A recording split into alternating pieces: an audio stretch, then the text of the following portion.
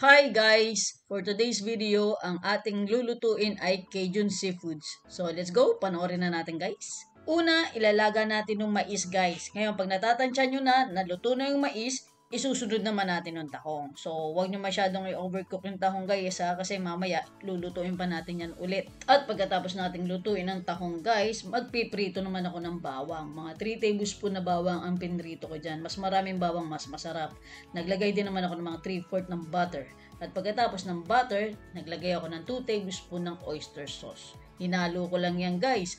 Tapos noon, sinunod ko na yung Cajun powder, 1 teaspoon salt, 1 teaspoon pepper.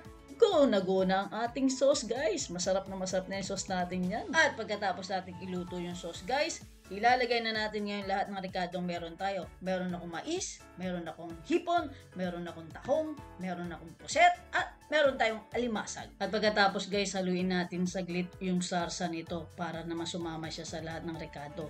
Nakita ninyo, naglagay ako ng 1 pirasong lemon. Pagkatapos ng 1 pirasong lemon, magdadagdag naman ako 1 pirasong siling berde. Para pandagdag din to sa konting anghang lang guys, kasi masarap to sa mainit na kanin. At habang hinahalo natin guys, hinaan nyo lang yung apoy para hindi masusunog yung ilalim niya.